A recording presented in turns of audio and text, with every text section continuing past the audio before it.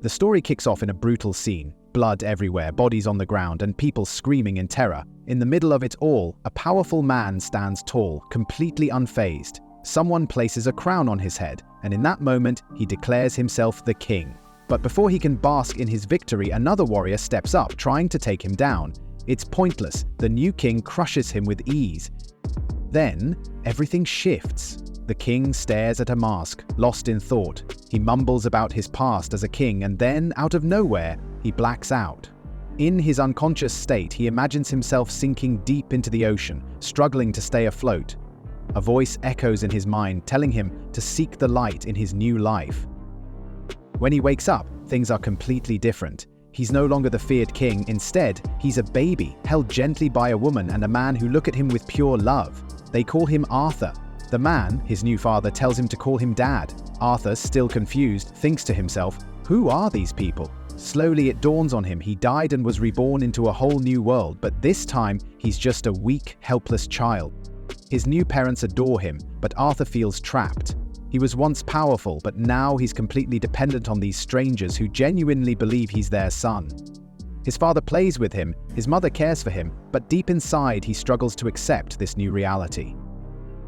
One day, Arthur watches his father train, and for the first time he realizes this world has power. Magic, even. His father is strong, and during training he accidentally injures himself.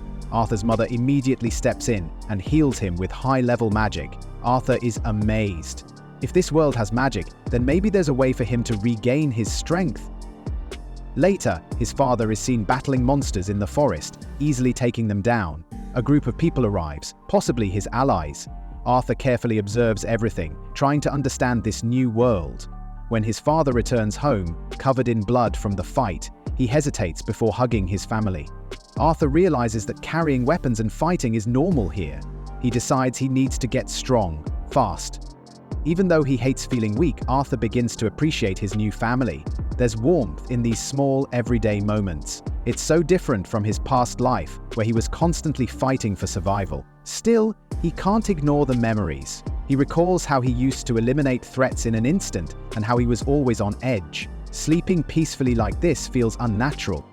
As time passes, Arthur begins crawling and his parents cheer him on, making sure he doesn't get hurt. One day he crawls over to a mirror and stares at himself, still struggling to accept his new identity. He can't believe this is his life now. Determined to learn more, Arthur sneaks out of bed one night and heads to the library. He doesn't want to get caught, so he moves carefully. He finally reaches the bookshelves and starts reading everything he can. He discovers that this world is divided into 3 kingdoms: the underground dwarven kingdom, the elven kingdom hidden deep in the forest, and the human kingdom of Sapin, where he lives. Unlike his old world, where power was seized, here the throne is inherited. He keeps reading, learning about mana, the source of power in this world. It turns out mana can be used in 2 ways. Enhancers use it to boost their physical strength, making them incredibly fast and strong, while summoners can control and shape mana as they wish. Arthur thinks back to his mother's healing magic and realizes that there might be exceptions to these rules, but what really matters is the core of mana itself. Most mages awaken their power around puberty, gathering mana in one place within their body, known as the mana core. Once they master it, they become true mages. Arthur remembers how he controlled energy in his past life using his inner strength and awareness. He wonders if that knowledge will help him in this world. Excited, he focuses and tries to control mana for the first time, and it works. Just as he starts to figure things out, his mother finds him and scolds him for sneaking out. But then, something in her expression changes. She looks at him, surprised, as if she's just noticed something unusual about him. Yet, instead of questioning him, she simply smiles and tells him he's doing well. Arthur was still adjusting to his new life, but certain things were hard to accept. One of the most embarrassing moments was when his mother had to change his diaper. Even though he had the mind of a grown man, his body was still just a baby's. He felt trapped, unable to do anything but wait until he grew strong enough to control himself.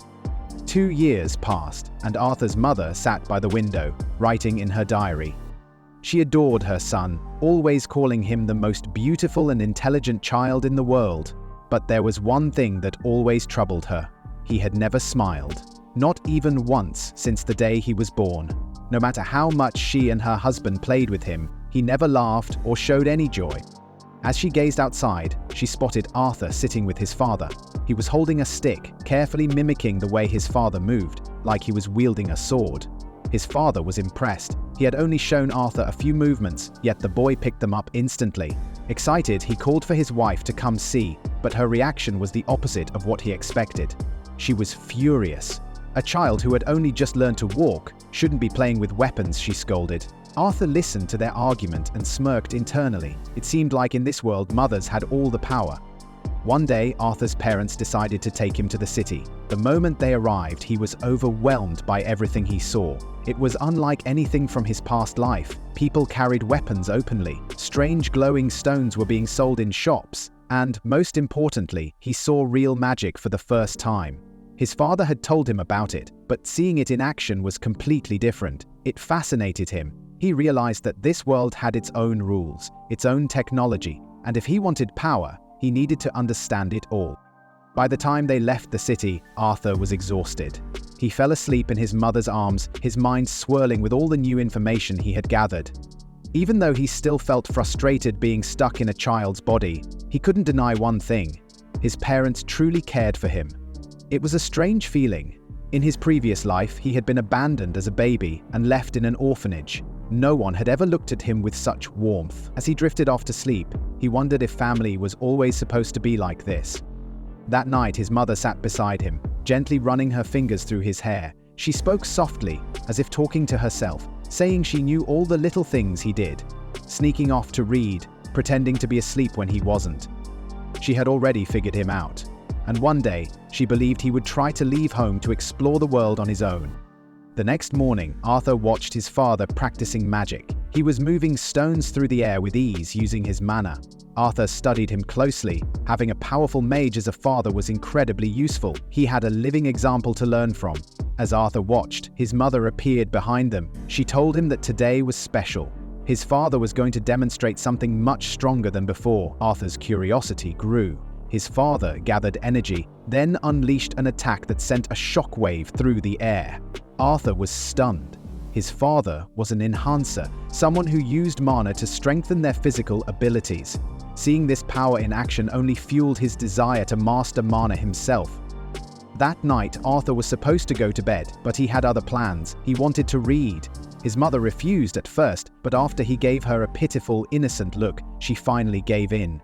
She couldn't resist those eyes. Over the past 2 years, Arthur had discovered many things, but the most important was how to gather mana into a single point in his body. It was difficult, requiring intense concentration, but his efforts were finally paying off. He could feel the essence of mana forming within him. As his father rested outside, a sudden explosion rocked the house.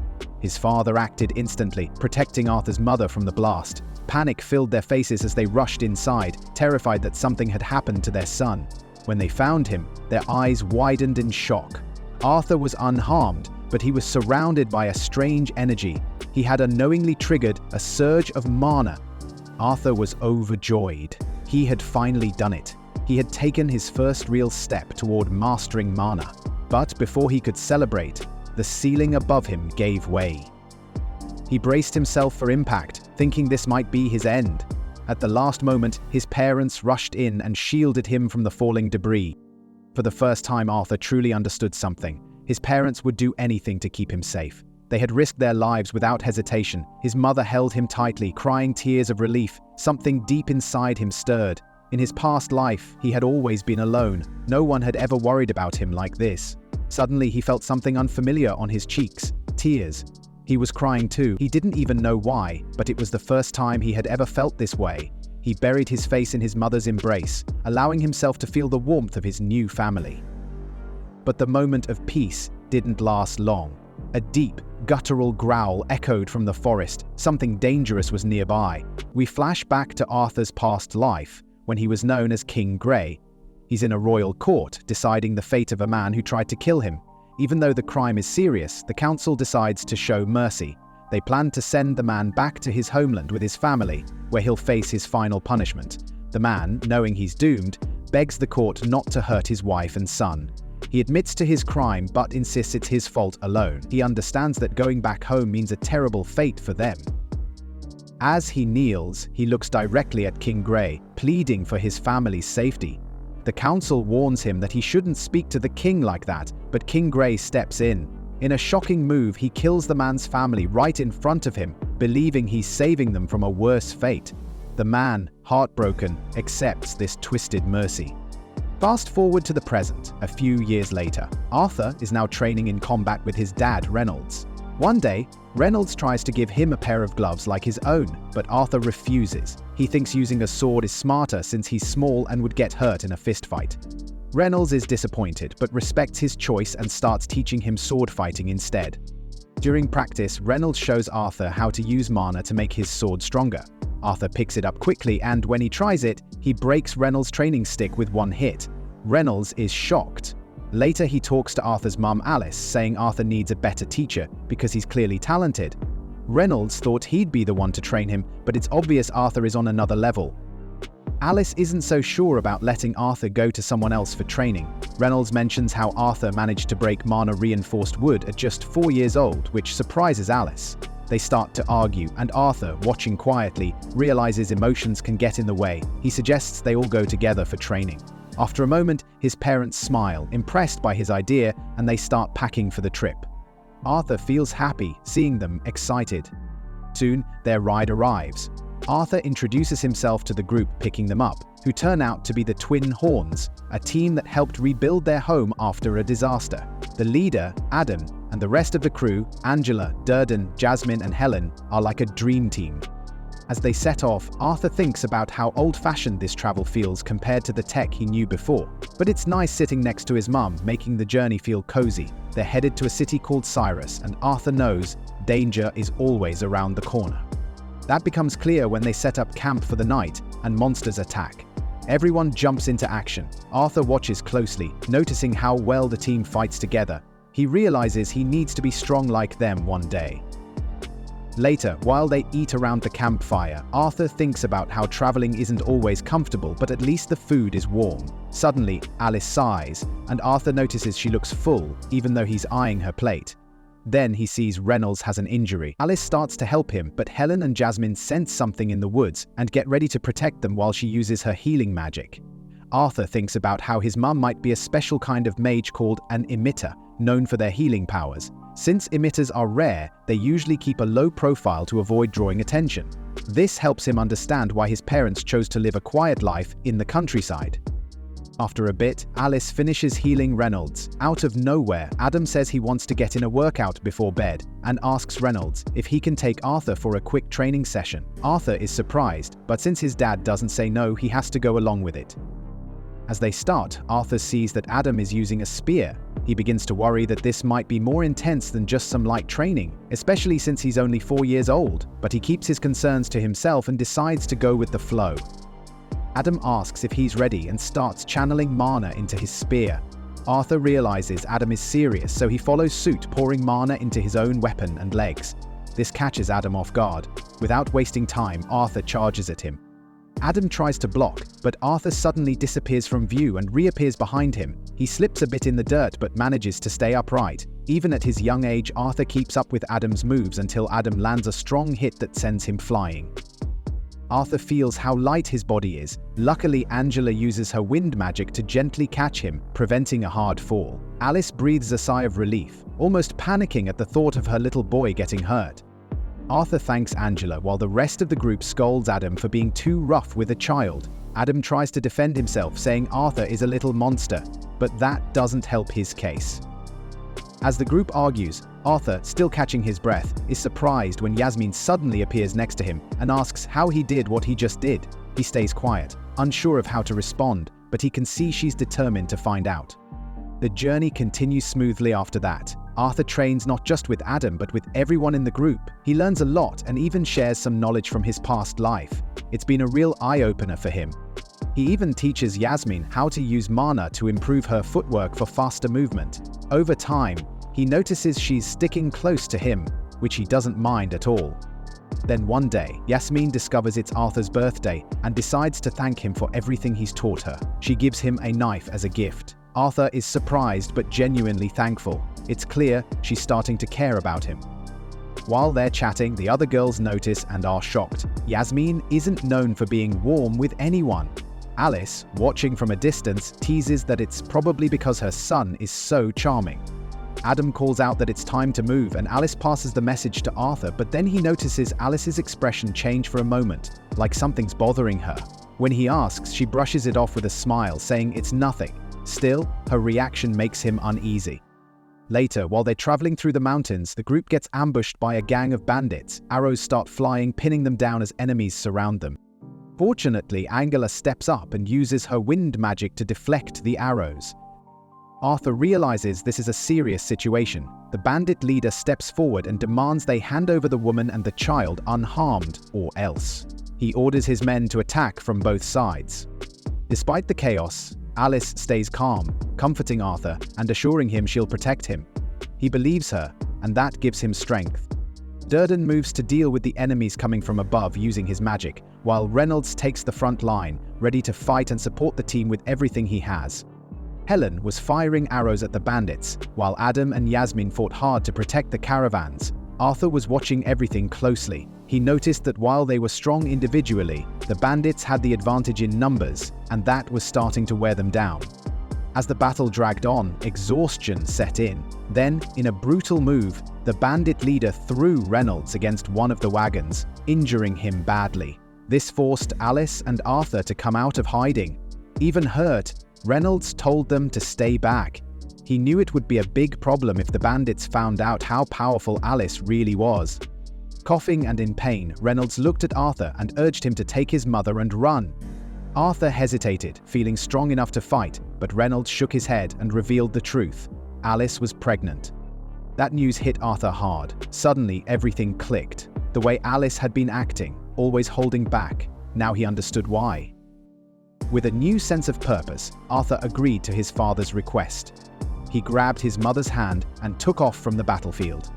The bandit leader noticed their escape and ordered his men to stop them. Just as they were about to attack, Reynolds charged forward and landed a huge punch. The leader blocked it with his big axe, but Reynolds wasn't holding back this time. The force of the punch made the bandits stagger back. Meanwhile, some bandits tried to cut off Arthur and Alice's escape, but Yasmin and Adam quickly took them out. They tossed weapons to Arthur, urging him to keep running and not look back. The rest of the group joined in, doing everything they could to clear a path for mother and son. As Arthur ran, his heart racing, he couldn't help but think about how he had taken so much from others in his past life. Now, he was running to protect what little he had left. He remembered the family he had destroyed. Maybe this was karma coming back around. Just when he thought they were safe, a hidden enemy struck. A wind mage appeared out of nowhere and cast a powerful spell. Arthur reacted quickly, pushing his mother out of the way, but the spell hit him hard, sending him flying off a cliff. As he fell, everything slowed down. He didn't want to die alone, so he grabbed the dagger at his belt and threw it upward, managing to catch the wind mage by the leg, pulling the attacker down with him. Back on the battlefield, Angela and Durden were casting spells, trying to catch Arthur as he fell, as the wind whipped around him. Arthur felt something strange in his chest. Not fear or pain, but something warm. He realized he understood what that man had meant when he sacrificed himself for his loved ones. He thought about the family he had destroyed, the home he had burned, and how the parents had only cared that their child was safe. That man had given everything to protect those he loved. Tears filled Arthur's eyes as joy and sorrow mixed inside him. He remembered his father's words and the fact that he was going to be a big brother, something he never thought he'd experience. The thought made the tears flow even more. As the ground rushed up to meet him, everything faded to black. In the next moment, Arthur found himself alive. He woke up in a strange forest somewhere he didn't recognize. The first thing he saw was a huge, intimidating beast standing over him. The creature looked him straight in the eyes and said, "Good morning, Arthur," greeting him by name. Arthur was stunned. That was the last thing he expected to hear. Two shadowy figures briefly appear, engaged in a quiet conversation. One of them shares that they've discovered something incredibly beautiful, so rare they might never witness it again. The other figure, sensing danger, wonders aloud whether something terrible is about to happen. The first confirms it will, unless something changes. Elsewhere, Arthur stares at a mysterious creature. Confused and alarmed, he finds himself asking internally what the creature is, and more importantly, why it's here. But the biggest question gnawing at him is whether it's a friend or a threat. Suddenly, the creature twitches. Arthur reacts instantly, launching himself forward to attack. But before he can make contact, the creature casually flicks a finger, swatting him away and sending him flying like a rag doll. Landing hard, Arthur hears the creature speak in a calm, firm tone. It addresses him by name and tells him that he still has a lot to learn. It adds that it isn't his enemy, implying that Arthur may want to ease up on the hostility. The creature then walks over to an odd wall covered in fruit-bearing roots.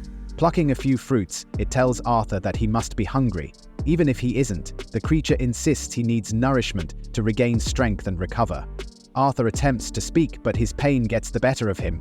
The creature remarks that he's lucky to be alive and says that answers will only come after he eats. Accepting the condition, Arthur devours the fruit. Once he finishes, his first concern spills out. He desperately wants to know if his parents are safe. The creature calmly reassures him that they're alive and had continued their journey days ago. To prove it, it conjures a magical image showing the site where they were ambushed. The vision overwhelms Arthur with emotion. Tears stream down his face, relief and joy crashing into him all at once. With the heavy burden finally lifted, he attempts to thank the creature, only to realize he doesn't know her name. She smiles and introduces herself as Sylvia. Over the next few days, Arthur recovers under Sylvia's care. He expresses a strong desire to return home, but Sylvia explains that they're near the edge of a forest swarming with bandits and wild beasts. She assures him that she knows a safe path, but notes that creating a spatial portal requires careful preparation. Understanding the situation, Arthur begins to train right away. Sylvia appreciates his drive and remarks that children should stay active, yet Arthur can't help but notice how guarded Sylvia is. She never talks about herself. Her monstrous appearance has even startled him more than once, like a living jump scare. Still, beneath the surface, he senses an unmistakable warmth and kindness. One day, as Arthur meditates, Sylvia observes something intriguing. She realizes that he already possesses a mana core, despite his young age. Curious, she asks him to try something. Then, right before his eyes, she creates a spell in one hand while simultaneously gathering mana. Arthur is stunned. She's drawing energy and casting at the same time, something he didn't even think was possible. Sylvia explains that humans often treat mana as something rigid, only storing and using it. But for mana beasts like her, such techniques are second nature. She then asks Arthur if he wants to learn this ability. Without hesitation, Arthur agrees. But before she teaches him, Sylvia asks a serious question. What does he plan to do with that power? She makes it clear that she refuses to pass on strength to someone who might misuse it. Arthur thinks for a moment, then recalls the recent ambush. He declares that he'll use his power to kill anyone who tries to take away what matters to him. Sylvia doesn't accept that answer. With a flick of her finger, she strikes him again and scolds him. That wasn't what she was hoping to hear. Arthur pushes back, arguing that fighting and killing enemies is necessary. That mindset made him the strongest king in his past life. But Sylvia isn't convinced. She urges him not to throw away the life she saved on hate and revenge. With surprising tenderness, she strokes his face with a clawed hand and tells him that she could easily end his life if she wanted to, but she'd rather pat his head instead. Arthur blushes, flustered, and admits he'd prefer that too. Sylvia smiles, calling it the better choice. She tells him that anger and hatred are easy to ignite, but they leave nothing behind. She wants a better path for him. Then she asks once more, what will he do with his power? This time, Arthur reflects deeply. He remembers peaceful moments with his parents and the adventures he shared with the Twin Horns party. With newfound clarity, he answers that he wants to use his strength to protect the people he loves. Sylvia finally hears the answer she was waiting for. Meanwhile, elsewhere in the forest, another creature much like Sylvia roams silently. It senses her presence and knows that she cannot hide. Rising into the air, it continues its search, but its true intent remains a mystery. The scene shifts again, this time to Arthur's past life. Back then, he was known as King Grey. One day, he left his chambers to visit an influential noble within the castle. Although he held the title of king, real power resided with the parliament. With dwindling resources and declining birth rates, kings had been reduced to weapons of war. During the visit, the noble flattered him, praising his conquests and celebrating the wealth and glory his brutal victories had brought. Then, with a curious tone, the noble asked what brought the great King Grey to his home. Grey said nothing. Without a word, he turned around and walked away. After that, we see a shattered display case. A crown lies broken on the ground, and next to it, a sword is stabbed into the floor. Back in the present, Sylvia is teaching Arthur how to use magic by gathering mana. He needs to collect it while using it, and once he can do that, his magical abilities will expand significantly. Arthur struggles to stay focused, but he keeps repeating to himself that he can't rush, he has to stay in control. We flash back to his past during a training match. There was so much he didn't have back then. What he wanted most was to control mana, to win, to improve. That experience fuels him, and he finally succeeds in activating the skill. He's thrilled. Sylvia congratulates him, but when he walks toward her, she suddenly punches him into a pile of rocks. He's completely confused, even more so when he realizes he's wrapped in some kind of magic barrier. Sylvia tells him to stay quiet, so Arthur just peeks through a hole between the rocks to see what's happening. That's when a mysterious figure suddenly appears, the one who had been searching for her. Arthur wonders who he is. Even though he looks like Sylvia, he gives off a completely different, threatening vibe. Sylvia says she's surprised he found her, and the man responds that the pain in her blood led him there. He cuts straight to the point. He wants her to come with him. Sylvia refuses without hesitation. The man sighs and says he didn't want to use violence, but he's okay with it. He quickly charges up a powerful dark energy attack and fires it at her. Though Sylvia blocks the attack, the force overwhelms her. She collapses. Weak and unable to hold her ground. In her injured state, she sends a telepathic message to Arthur, telling him not to worry. Arthur quietly keeps watching. The man warns Sylvia that if she pushes herself, she'll only shorten the little time she has left to live. But Sylvia snaps back that the same goes for him. Suddenly, her entire body starts to transform. In just a few seconds, she reveals her true form. A magnificent white dragon. The moment she takes that form, she unleashes a devastating energy breath, which the man struggles to block.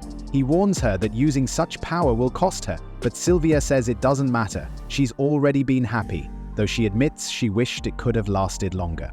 The man manages to deflect her breath attack, but the force causes the cave to begin collapsing. Acting quickly, he casts a spell to stop the cave-in. It's a magical blast that explodes in all directions. Sylvia shields herself with her wings, but since the attack covers such a wide area, she quickly checks to make sure Arthur is still hidden and safe behind the rocks. When she sees he's unharmed, she feels a huge wave of relief.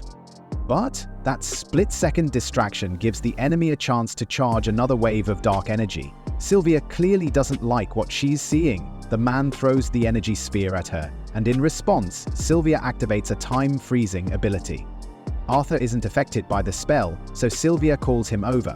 Arthur walks up and asks what's going on. Sylvia explains that she used her power, but more importantly, she wants to know what he thinks of her new form. Arthur guesses she's a dragon, and she confirms it, though that's just what humans call them. Putting that aside, she tells him they need to move quickly. She opens a portal and apologizes for not being able to bring him closer to safety. Still, she reassures him that he'll be okay. He's learned enough to survive. Before saying goodbye, she asks what he plans to use his powers for. Arthur answers with some pain in his voice that he wants to protect the people he loves. Sylvia accepts that as a promise. Arthur then notices her injury and starts to worry. To shift his focus, Sylvia tells him she has something for him. A strange-looking egg and a feather. She instructs him to wrap the egg in the feather and protect it with his life. Then she gently presses her nose against him, which causes 2 glowing marks to appear on his arms. Arthur asks what they are, but Sylvia, weakening, just says he'll find out in time. It's time to say goodbye. But before he leaves, Sylvia confesses she could have sent him home earlier. She just didn't want to. She enjoyed living in this world with him too much. Feeling sad, Arthur asks if he can use his powers to protect her now. Despite everything she taught him and the promise they made, Sylvia explains that this outcome was always going to happen. Their promise doesn't apply here. Arthur is surprised by how calm his next words sound. He wonders if it's his gratitude or the time they spent together that changed him. He tells her that he doesn't care if she's a dragon or a monster, she's family to him. Sylvia reminds him that he already has a mother, so Arthur decides to call her Grandma instead. She's taken aback, but after a moment, asks him to say it again. He does, with a big smile. Sylvia can't help but smile back and thank him, but with time running out, she pushes him into the portal. Arthur holds on to the egg and feather, stepping into the portal, but just before it closes, he turns around and says he doesn't want to leave. He wants her to come with him. The portal shuts just as he says it, and he's forced to leave her behind. Once Arthur is gone, Sylvia lets the time-freezing magic end. Since she hasn't moved from her spot, the dark energy attack hits her directly, knocking her to the ground. Despite her condition, the enemy doubts that the attack was enough to kill her. That's when Sylvia proves him right. She launches a surprise counterattack at close range. The blast is massive, shaking the forest. We then cut to two mysterious individuals talking. One of them says she's done enough and agrees to handle the rest. Everything now rests in her hands. As Arthur travels through the portal, he speaks with Celia one last time. He tells her he's sad. Sylvia reminds him that this world is full of pain, but that's exactly why they must turn pain into happiness. And it's okay if he can't do that yet. Step by step, he'll get there, because he's the strongest king of all. Finally, she tells him not to let hate and rage fill his heart and to let the light guide his new life. She calls him King Grey, revealing that she knew about his past life. Arthur is shocked. Could she be the one who brought him to this world? He wakes up alone in a forest. As he hears a noise from the bushes, tears are still streaming down his face. And that's it for today's episode.